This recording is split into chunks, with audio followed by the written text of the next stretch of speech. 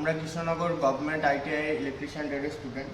আজ আমাদের কাছে রয়েছে একটা 3 ফেজ মোটর এবং একটা ট্রিপল ভিএফ অর্থাৎ variable voltage variable frequency drive. এটাকে অনেক সময় আমরা ভিএফডিও বলে থাকি, ভ্যারিয়েবল ফ্রিকোয়েন্সি ড্রাইভ।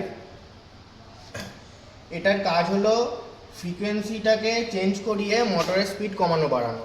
সাধারণত আমরা ভোল্টেজ অথবা কারেন্টকে কমিয়ে বাড়িয়ে মোটরের স্পিড কমাই বাড়াই। এটার কাজ শুধু ফ্রিকোয়েন্সি কমিয়ে বাড়িয়ে মোটরের স্পিড কমানো বাড়ানো। তো এটাকে এখন আমরা অন করছি।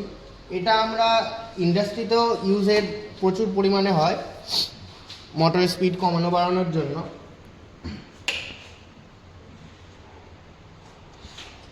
এটা দিয়ে আমরা ফ্রিকোয়েন্সিটাকে অ্যাডজাস্ট করব, মানে কমাবো অথবা বাড়াবো।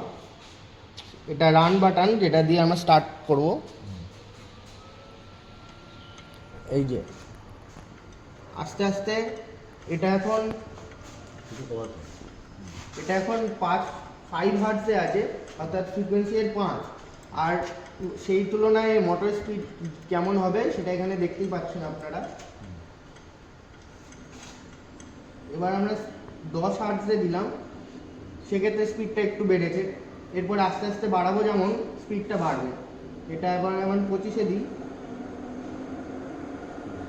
স্পিড। এবার আমরা এটাকে 50-এ দিয়ে দিই একবার। এই যে স্পিড,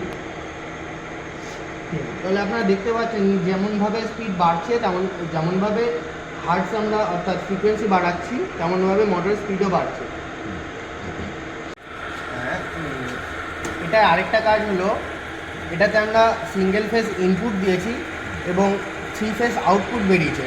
অর্থাৎ এই মেশিনটা সিঙ্গেল ফেজ ইনপুট নিয়ে 3 ফেজ আউটপুট দিচ্ছে এবং এই 3 ফেজ আউটপুট দিয়েই আমরা স্টার কানেক্টেড এই মোটরটাকে চালাচ্ছি।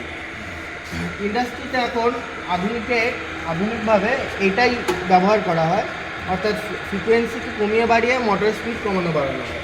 এরকম আমরা আগে করে রেখেছি, যেমন 10 হার্টজ দিয়েছি যখন ফ্রিকোয়েন্সি, তখন স্পিড দেখা গেছে আমাদের 115.5। তারপরে যখন 15 দিয়েছি তখন দেখা গেছে স্পিড 182। তারপরে যখন 25 হয়েছে তখন 302, যখন 30 দিয়েছি তখন 340। এভাবে করতে করতে 50 যখন দিয়েছি, অর্থাৎ ম্যাক্সিমাম হার্টজ, অর্থাৎ আমাদের যেমন ইন্ডিয়ার 50 হার্টজ, তেমনই 50 হার্টজে দেখা গেছে 590 এর স্পিড হয়েছে আরপিএম।